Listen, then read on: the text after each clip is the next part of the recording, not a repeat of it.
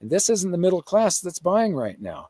The people that are buying are the whales and the people that are on the inside. U.S. Mint gold coin sales are falling. Perth Mint gold sales, gold coins and bars, falling. U.S. Mint gold, silver coins, so this is like silver eagles, falling. And this is Perth Mint, silver coins and bars, falling. This is not, I'm going to stop. I don't need to share this anymore, Dan. So this is not the public rushing in, which saddens me. The whole mission for GoldSilver.com was to save the middle class one investor at a time. And this isn't the middle class that's buying right now. The people that are buying are the whales and the people that are on the inside. The people, I would not be surprised to see a whole bunch of congressmen, senators, and other people connected with the government that ended up doing very, very well from this wealth transfer. I was the first person to call this a wealth transfer. When I wrote my first book, Guide to Investing in Gold and Silver, back in 2007 and 8, it was actually 2005 to 2008. It was released just before the market crash in 2008. And I said, there was a book, The Great Economic Disorder by Larry Bates, I think it was. And there was a quote in there: "Wealth is never destroyed, it is merely transferred." And I went, oh my God, this is the greatest wealth transfer in history. And so I wrote that in there, and Robert Kiyosaki is going, what's a wealth transfer? How does this work? But basically, it's something that everybody participates in. There is no such thing as standing on the sidelines. You have to either position yourself so that wealth is transferred toward you, or if you don't take action, the wealth will be transferred away from you, through inflation, or your asset class is falling compared to another asset class, which we call wealth cycles. You were involved with me on that, Alan.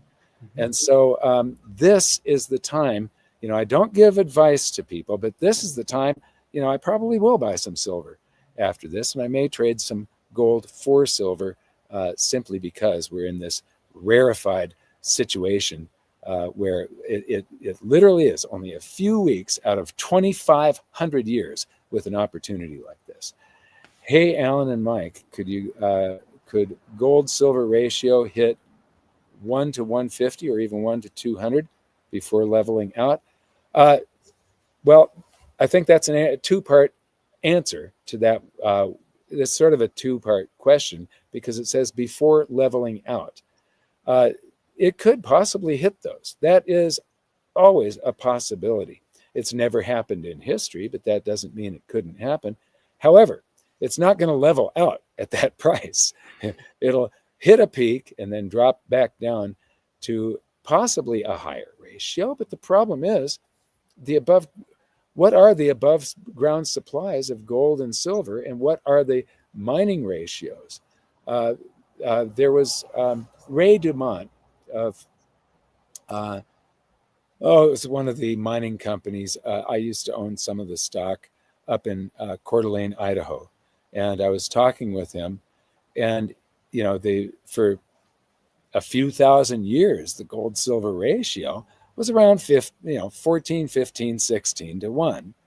And then it went all out of whack with the Comstock loads and the Silver Valley in Coeur d'Alene, Idaho, at the same time that we demonetized silver in the world went on off of, they relegated silver to just coinage, to change, and went on the gold standard. And so all of that, countries were dumping their silver stockpiles, their strategic stockpiles, all at the same time that happened. And that caused the ratios to go out of whack. They've been out of whack for more than a century now. And but the actual mineable supplies, Ray Dalio was saying, not Ray Dalio, Ray Dumont was saying, we're closer to 8 to 1. So there's 8 times more available silver to mine than there is gold. And then the fact that most of the silver that we've gotten at these low prices came as a byproduct from mining other industrial metals that are in demand when there's an economic boom. But when that demand, that economic boom goes away, so does the byproduct. When the primary producers of all of the copper and zinc and lead and so on, when that mining goes down, then silver supplies dry up just as there's monetary demand, just as the public rushes in to protect themselves. And so it's possible that we could see gold-silver ratios higher than where we're at right now.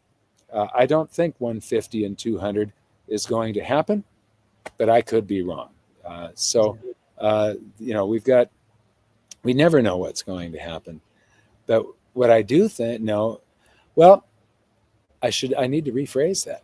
We never know what is going to happen, what and when it's going to happen. There are certain things that there are just fundamentals underneath where it almost becomes like a law. Yes, it's going to happen sometime. Yeah. What we're seeing here is stuff that, I thought all of this was actually a decade ago. And so I'm late, but it really does look like I'm going to be right.